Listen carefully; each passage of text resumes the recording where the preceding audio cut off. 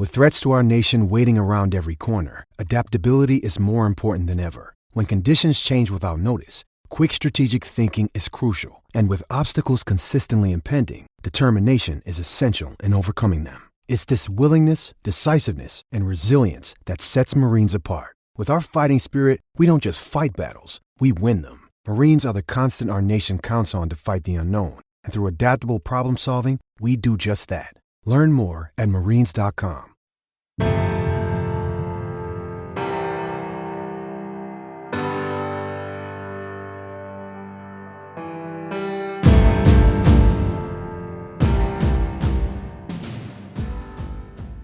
Normally they are able to figure these things out, but when are they figuring it out? And there's nothing worse than going into the locker room after a game that you lost and you're like, man, we should have started calling that wrinkle in the second quarter instead of waiting till the fourth. And I've been there. I've been that coach. In an era that is becoming dominated by data and AI, the integration of technology and analytics has come to the forefront in coaching. In its ability to enhance decision-making processes and optimizing performance on the field, it's definitely something worth paying attention to. Whether you like it or not, technology is revolutionizing the way offenses and defenses are called during games. And as the rules change, allowing for more and more technology, this certainly will be something you deal with, whether you are utilizing it or you're playing against somebody else who is. Today we dive into how a coach at the high school level is using a modern approach to calling plays and making adjustments, focusing on the utilization of technology and analytics. He shares the firsthand benefits of such tools. We're joined by Jordan Irsik, the new defensive coordinator for the 2023 state champion Folsom High School Bulldogs in California. This past year, he utilized technology in his role as head coach and offensive coordinator for El Capitan High School, and this year he'll be applying it to the other side of the ball. We share our winning edge takeaways and ideas for implementation following the interview. What you see on tape is a direct reflection of what you teach and how you teach. Video is important, but if you don't teach well, you're not going to like what you see on your video. First Down Playbook has been helping coaches teach better for 13 years. It allows you to present installs, playbooks, and practice cards in half the time with NFL quality. Coaching tools like video pairing, a player app, practice schedules, and wristband sheets have made First Down Playbook a program management system with everything in one place. If you're in a position of leadership with your football program, receive a free 1-week look at First Down Playbook. Call them at 512-814-6158 or visit them on their website or social media. Mention Coach and Coordinator Podcast or use the coupon code COACH24 to receive a $100 discount off the normal $700 First Down Playbook team membership price. Links and the phone number are in the show notes. As coaches, we know that some of the biggest hurdles to our team's success can come from off the field. Your team needs support to tackle the endless list of expenses, uniforms, training equipment, travel, and more. But raising that money can feel like a full-time job. Thankfully, there's Vertical Raise. Vertical Raise is the premier online fundraising platform using innovative technology to create the easiest and most efficient system available. Raise more money in less time with a local fundraising coach who works with your team every step of the way to customize the ideal fundraiser. With options for online donations, digital discount cards, premium product sales, and even spirit shops, Vertical Raise has top-of-the-line solutions for every fundraising style. To find out more, visit verticalraise.com and we'll get you connected with an exclusive offer on your first fundraiser. On today's episode, we're going to talk about a modern approach to calling an offense or a defense utilizing in-game analytics and technology. And joining me to discuss that is the new defensive coordinator at Folsom High School, who was a state champion in 2023. He was previously the head coach at El Capitan High School in Merced, California, and that's Jordan Irsik. Jordan, it's great to have you here on the podcast. Great to be here, Keith. Thanks for having me. Your primary focus as a coach is you've really been on the defensive side of the ball. Yet last year, you called the offense for El Capitan as the head coach. That's correct. Last year was calling offense. I'm getting ready to go into year 10 coaching. 7 of those previous 9 were spent on the defensive side of the ball. So in your approach to calling offense, I know you employ the use of technology to help you along the way. You took an analytical approach. Talk to us about that. What, first of all, made you decide, I want to do it this way. This is how I'm going to call offense. I'm going to employ some technology. I'm going to employ analytics, and here we go. Yeah, so just being a young coach still, admittedly, I'm still getting my bearings of calling offense. I truly believe it is an art form. For those that have been doing it a long time, know what I'm talking about, and those that haven't got their tastes of woes at times, I'm sure. But for me, it was just spending a lot of the spring and winter of 2023 and part of my professional development of figuring out how to be a better offensive play caller.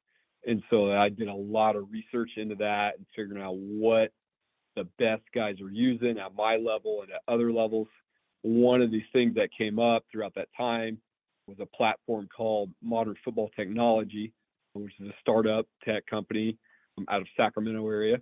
Read their information, talked about how they basically provide analytical services in game through their platform to get coaches data in real time, not just the historical data you're carrying over from Huddle. And for me, that was very interesting just because I'm trying to figure out how to just be a better play caller, whatever it takes. And so I reached out and booked a demo, and their CEO, Christian Irsik, I really liked what he had to say, came out and did the demo with me in person, drove 2.5 hours out of the way to come do it. So that told me he was pretty serious about it. And the demo went great. Totally saw how it could be applicable to my play calling, loved how customizable it was. And throughout the use of the season, even starting from the very first game, it made a huge positive impact on me as an offensive play caller because I had data in my ear through the headset with the guy that was running it. And at halftime, when I could actually get my eyes on it, that was just huge for us to be able to win a couple tough football games in a program that hasn't won a lot of football games in the past. Broke a record for wins this year. And I think Modern Football Technology as a platform for us was definitely a big part of us winning some of those games because we got touchdowns in situations where we needed touchdowns, and that was driven by the data on that platform. It's really cool to see what we can do with technology today, and you bring up a couple of points there, and I wrote an article, a blog post about this a long time ago on my first blog I had. It's still out there somewhere, an old free WordPress site, but I cited the work of Homer Smith, who in 1970 wrote a book called Handbook for Coaching the Football Passing Attack. And Homer, I think, was ahead of his time, just in the way he thought about the game. And one of the last chapters, he's talking about using computers to call plays, and he's envisioning a time where, you know, in the way he saw it in 1970 and in the limited use of computers, is that he would have all these observers and they would all input their data, and then it would give you or direct you to the right calls. Now, not exactly how it works today, but the point being that utilizing technology, you can become a better play caller because you have those analytics, that data that's live is reflecting exactly what's happening, not what you did breaking down the game the weekend before and going through and game planning during the week, because the game's very dynamic. It changes. Things happen. There's injuries. There's a player who's not playing as well. You can start to see where you can attack a defense. And we'll talk a little bit about how you might use it this next year, becoming the defensive coordinator again. But the other thing I think I pointed out in that article is jokingly, I remember a scene from The Office where Michael Scott is using GPS and saying the machine knows, and he drives his car into a lake. So that's also the other extreme. That you don't necessarily take the technology and always follow. Like, there's always going to be the human element. So I would love to hear just that balance of that and how using something that is live, giving you this is what's actually happening now, as compared to maybe what you broke down, and then also you as the guy who still has to make the decision, deciding, yes, this is the way we want to go, or how, again, you've called it an art. We're talking about science with technology, but you've you've called the art of play calling. So the balance of all those things, Jordan, how did that work for you, and how did that come together? Yeah, there's a lot that goes into it for sure. I think you put it really well about where the balance is at. For me personally, I'm not looking at a tablet every play that I'm calling an offense and getting information every play, if that makes sense. I'm looking at my play sheet every play, my call sheet, and what I put together as part of the game plan. And most of the time, as a play caller, generally you're getting into a rhythm and you kind of know situationally what play you're looking for on that call sheet. For me, the guy that was running the platform, my quality control coach, he was in the box. I mean, he sat next to my offensive line coach, and my offensive line coach wore the headset. And so as details and things came up, I would ask him specific questions to find me in the reports. And it was very easy to access that information in under 10 seconds so that I could have a number that would help influence a play call if I needed something specific. And then obviously getting my eyes on it at halftime was huge, where I could just see a plethora of information. I think you can take it even a step further in the NCAA is talking about allowing iPads on the sidelines and things like that now, where you can have several coaches looking at this now and being able to help give the actual play caller information in the headset versus the play caller just trying to find analytics in between plays. That's not very efficient at all, in my opinion. And yeah, so I think there's that element of just knowing what just the right amount is, knowing what you're looking for and how to find it efficiently. That comes as part of really good preparation and game planning, I think. If you're doing that really well, that's going to be a pretty fluid transaction for you during a game versus if you're going into a game totally unprepared. Yeah, you might feel like you're circling. You're going to be Michael Scott driving into the lake. Yes, exactly. So at the end of the day, like, your preparation is still the most important thing. And as you get more comfortable with the technology, you figure out that this platform requires you to have good preparation also. You can't just whip it out every week and just use it. There are a few things you need to be able to do as part of your game plan that you need to adjust on there week to week so that it reflects what you're looking for in your game plan.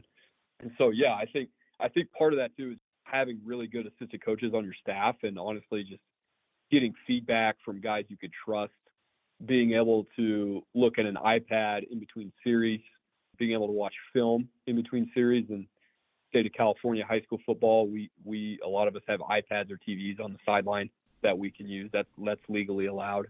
That's obviously a huge difference maker. But yeah, so there's all those other factors too. But the analytics side of thing was probably the newest and most aha moment for me as a football coach this year, because it's just something so new and green to a lot of football coaches out there still. So you mentioned, being able to ask a question of, your coach who has that information in front of them so that you can make a decision or you can make a play call. Can you give us an example of that, maybe of something you remember from this past year of exactly how that worked for you? Yeah, best example, our senior night game. We are backed up on the 2-yard line, and it is, I believe, third down. And our coach in the box was telling me to call outside zone. And I don't particularly love outside zone on the 2-yard line on 3rd and 8. But what I didn't know he was looking at was on the screen, we were batting 100 on outside zone. Every time we called outside zone to that point, we were 100%. We were getting a lot of yards in terms of our concept efficiency. And I was looking for a call, and he said, call it. I was like, all right, I trust you. And I call it, and it goes 98 yards for a touchdown. Just a huge moment, and it was great instincts on his part to give me that. And because it's not necessarily the call that I would have pulled on my call sheet or even in my head, but him just looking at numbers, we're 100% on this call. Let's call it in a situation where we feel like we need it. And it goes for a huge play. That's just one example towards the end of the year. Throughout the year, I'm normally asking for concept efficiency percentage, which is something that this has. That's probably the most unique thing about it, in my opinion, that's incredibly valuable, is that it's not just tracking your yards per play, it's tracking the concept efficiency percentage of your play. And the example I gave today was if you ran Y cross 8 times in a game, that was your number one fastball call out of your formation. You're going to call Y cross a lot. It's a good look. And the first call, you hit the cross on the first hitch, and it goes 80 yards for a touchdown. But then the 7 times after that, it's an incomplete pass. Your yards per play is still going to be skewed to show that Y cross is successful, but the reality is that it's not, and your concept percentage is going to reflect that.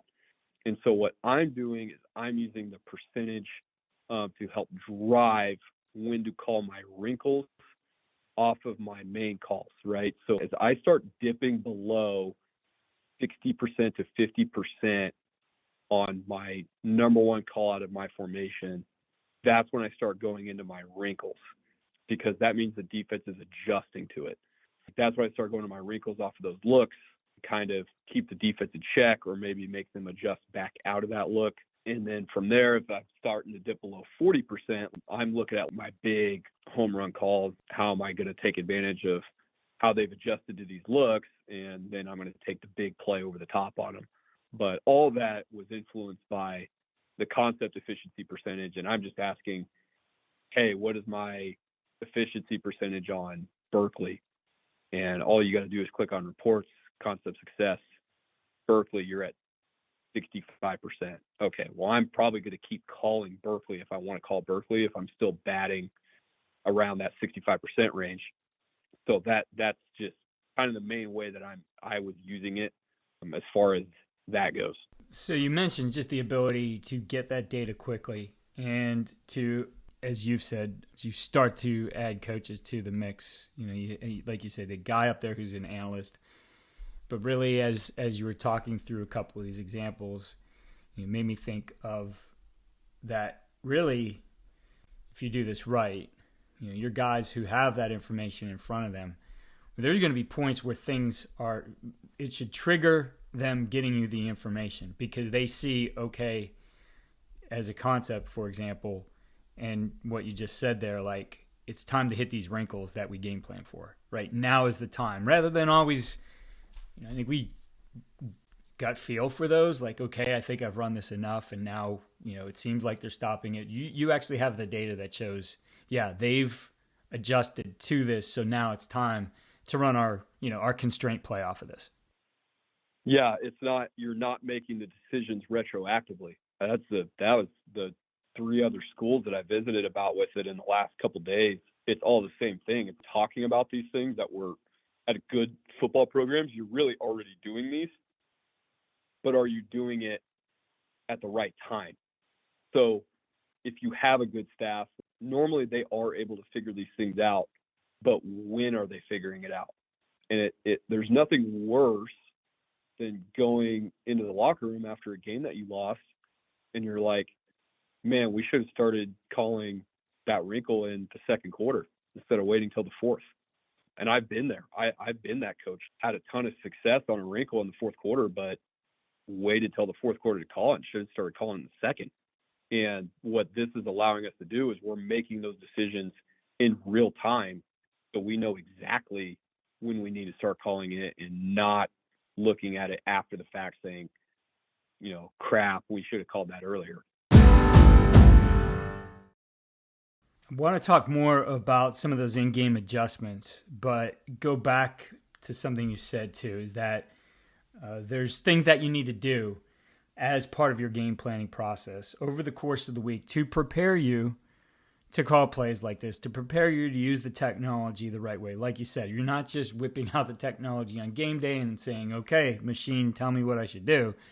That this is a process you guys are integrating really into a workflow over the course of the week that just carries on through. So talk to us about what you need to do over the course of the week, utilizing technology. And I think one of the questions I really have with this is this more in your workflow, or have you become more efficient using it? I think it's more and it's less. I think there's more in the sense of it's a little bit more in terms of I have to copy and paste 2 extra things a day, which does not take very long. And it's less because all of my post-game analysis is now done during the game. So when I'm done with this game, all I have to do on this platform is hit export, and it puts all of my calls into Huddle. So instead of, I used to be the coach, I was up till 3 a.m. every night after a game because I was doing all the post-game analysis, all the data entry, all that stuff. Just tired the next day, pretty much worthless, not able to enjoy myself as much as I would like to after a game.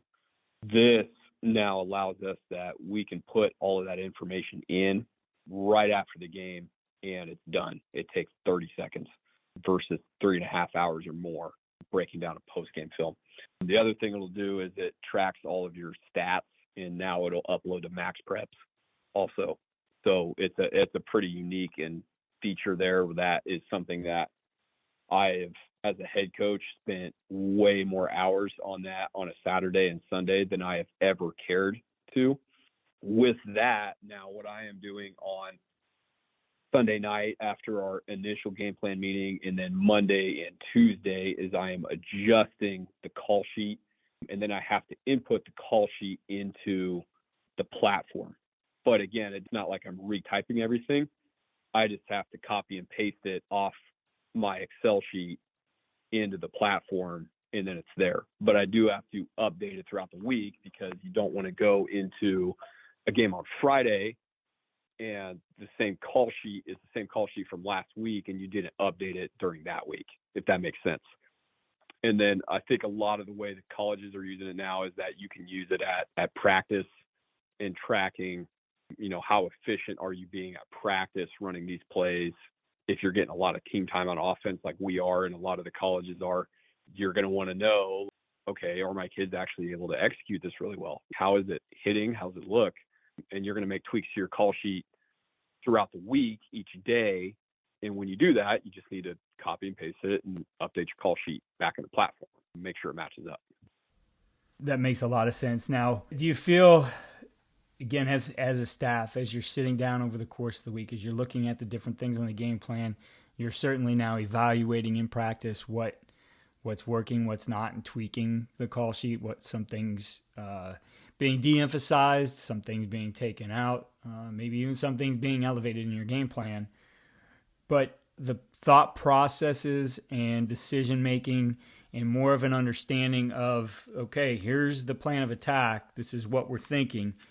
And when we start to see these numbers, or we start to see this efficiency, or however you want to look at it, this is where we go. This is, kind of an if-then. This happens, then we're doing this. So does that kind of come up more now in this process of working with your staff, understanding the game plan, even working with your players over the course of the week about how this is going to play out on game day?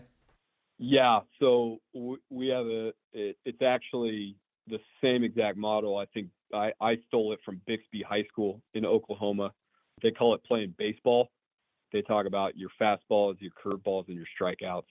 And so for us, when we're doing that throughout the week, we're working on a worksheet that has our offensive structure by formation. And then with each formation, we're coming up with fastball calls. And then what are our wrinkles, which are those curveballs.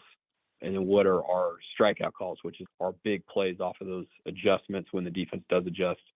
And same thing I spoke at the Bay Area Clinic for Playbook a couple of weeks ago.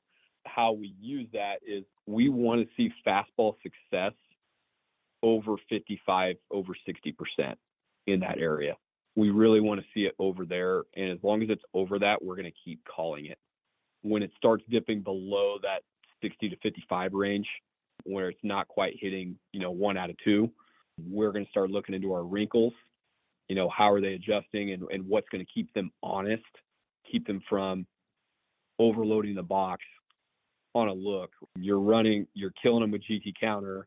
Okay, what's your wrinkle off GT counter? Well, maybe pull it and throw an arrow off of it, right? That's a really, really great look to have. And knowing, when to do that is based off that number as your wrinkle, right? And then, okay, from there, our strikeout. Okay, let's take GT counter, figure out how to incorporate it into pass protection, and let's throw a play action pass off of it now where we're actually throwing the ball down the field and trying to get the safeties to freeze their feet so we can switch verticals or something behind it, right? Where those DBs are triggering down really, really hard, trying to get extra bodies into the fit. And now we're going to take advantage on that with play action. So we took a look at this game planning process. What we didn't mention, and we talked about how this works while you're in a series. We'd love to hear more about the workflow and what this looks like in between series. And you also mentioned it's huge at halftime. Yeah, so in between series, I'm going to comb through my call sheet. I'm pretty much I used to put checks or pluses and minuses by things.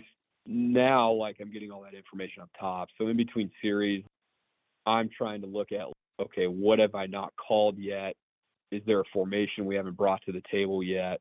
And then the same thing, tapping on that concept efficiency percentage for certain concepts that I'm really using a lot of, and I know I'm using a lot of. I'm like, okay, where are we at on this? And so that in between series, it's looking like that. At halftime, I'm trying to get that data in front of my face. And part of that is because I'm looking at the defensive data that's being tracked now, where I'm looking at, okay, is the defense we're playing actually holding true to their identity that we game plan for? Meaning okay, on second down, they are more often than not going to be in a too high, middle of the field open structure. And our historical data from our huddle cut says that, right? And you can see that on the platform. But in game, it's showing, hey, 2nd and 7+, they're actually going to more cover 3 and closing the middle of the field. All right, that's an interesting thing that I wasn't paying too close of attention to, but now I know that. I'm getting my eyes on more what the defense is actually doing, specifically in terms of their scheme to us, and are they holding true to who their identity is? Are they not holding true? And then where are they not holding true? And then what adjustments do I need to write down on my call sheet? We teach concepts, not plays. So we can generally run any concept out of any formation off of any motion. And our kids know what they're doing because it's the same rules retaught over and over and over again. And I think really good football is just done that way on the opposite side of the ball, in my opinion. But with that, I'm writing down where I need to make the wrinkles, and it's maybe not things that we specifically practiced that week, but our kids know how to run it. We're just giving them the different look, right? The same example is we saw a team that historically checked to cover 4 rails versus empty, historically, meaning that they were just bailing, true zone coverage, quarterback eyes, deep force. But for some reason that game, they were actually checking to man, and they were checking to a cover 0 look. That data was able to inform me that at halftime, I was like, oh, that's interesting. Every time I've gone to empty, they've actually checked 0, not 4. And we didn't have a lot of empty on call sheet that game. So it wasn't something we had really particularly thought much on because we didn't have a huge empty sheet. But that influenced us as we came out in the third quarter, hit them on a huge, huge play because we had a good play that we knew we could run out of empty to cover 0, and it worked. It's 50-yard touchdown pass. First time we called it. It wasn't on the call sheet at all. Seeing what the defense's adjustment was as their numbers were going through the first half, I wrote that play down on the call sheet. We called it late in the third quarter. It was a huge touchdown, really swung the momentum of the game our way to win that. It seems like one of the benefits of utilizing this technology is it is helping you create more explosive plays. And my My question is, have you seen explosives increase for you in utilizing something like this and having a workflow like this where you're able to see the opportunity? Yeah, definitely. My first year calling offense at the varsity level, that was something I really struggled with, is I could not figure out how to create more explosive plays. I was kind of the chip and grind it down the field guy, and they would make adjustments, and I just couldn't figure out how to exploit it. But this is, definitely created more explosive plays. Not always the plays are intentionally meant to be explosive, but I can't even count how many times we threw a hitch RPO, just a hitch. Simple, like pre-snap read. The outside linebacker didn't cover up the slot, and we rip a hitch out there, and the slot makes one guy miss, and he's gone 50 yards. So it's something as easy as that, creating explosives for you, right? Because you're knowing when to call those wrinkles, and sometimes those little simple adjustments like that are the big explosives. We had several times we threw an arrow off of inside zone as a relief. Same way Lincoln Riley was doing it this year at USC, and it was something that we didn't think that was going to be a great play for us in theory going into most games. But the reality was the timing of it allowed it to be an explosive play. So when we did pull and throw the arrow, and we had the timing to know when to call that arrow relief, that was usually going for a lot of yards, at least 15 or more, because it was the timing of creating the explosive, right?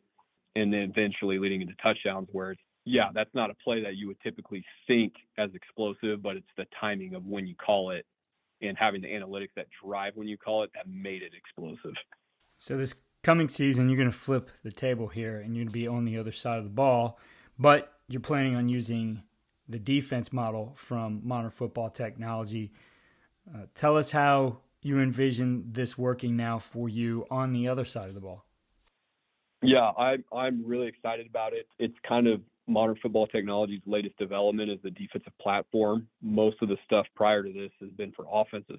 So the defensive side, it works similar platform. So as long as there are, you've got coaches that have been working in the system, it's not really doing anything new. I think that's the best part is I was messing with it already a couple days ago and just getting a feel for it. And it was the same streamlined workflow as the other ones. And so it didn't take me very long to figure out at all.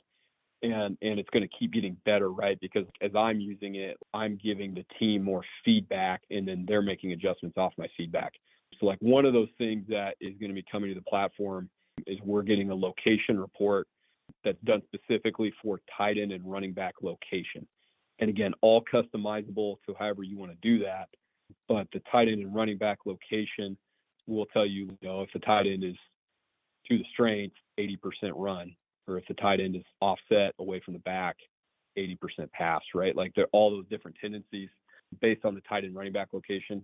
The one that I always look at from a defensive perspective when I game plan and then how they adjust to our front and pressures when we actually see them is the running back location.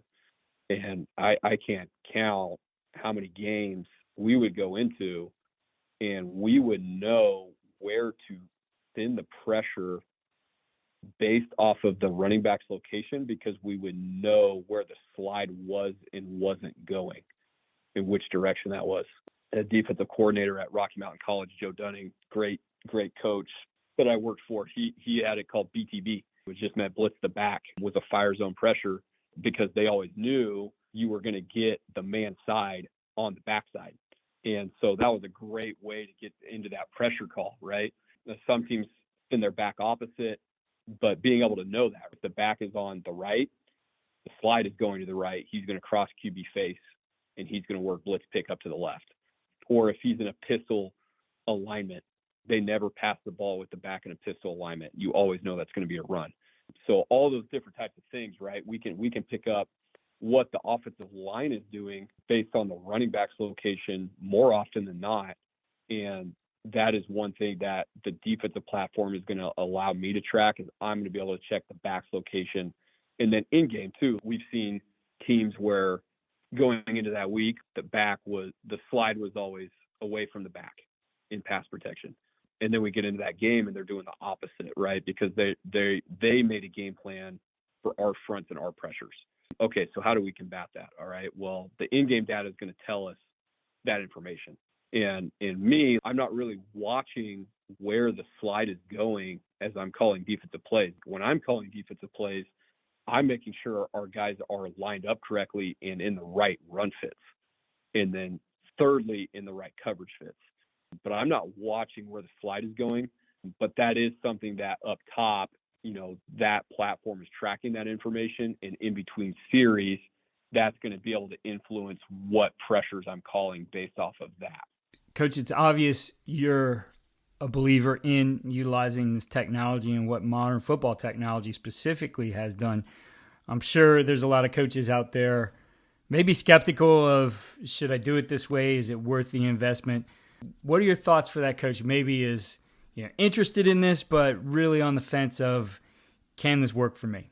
Yeah, that's a great question. I think if you're on the fence, at least get a demo and see it for yourself, if that makes sense. But that's a no-brainer. Just being able to meet with the team and being able to see it in action, I think, is what made me a believer in it. Everybody can talk about it. There's analytics in other places, whatever. At the end of the day, me seeing it work in real time, that's what sold me on it. The next thing is just, it's not something that is, it's only good for certain teams. It's not only good for Folsom defense. It's not only good for Folsom offense. This is a platform that is entirely customizable for the coaches. You get to change the language and the landmarks, and you can skew how you want the data to present itself to you based on how you see football. Because there's, I don't believe there's one right way to do anything. Folsom High's ran a very successful spread air raid offense for almost 20 years now, and De La Salle runs the split back veer, and they still run the split back veer under center. They both win championships. So at the end of the day, there's multiple right ways to do something. And so that was just my biggest takeaway, is that how incredibly customizable it was for coaches, and being able to work with a team that really listens to the coaches and takes the feedback of the coaches to apply it to the platform to make it even better for you. One of the things that I talked about when they were first introducing the defensive platform was, I legit want to know field and boundary run tendencies, because especially if they're a zone team, like a wide zone or an outside zone team, they're not really running to a strength. They're running to the field or the boundary, and there's tells on that. So one of the things that I get feedback, I was like, you guys need to figure out how to set this up to where it gives me a field and a boundary report, because I really, really legitimately need to know not just the left and right direction or the strength direction. I need to know the field and boundary direction of a play and the percentages on that during a game. And they made that happen. I think he brought it back out to me like a few weeks later, and it had it in there and it works.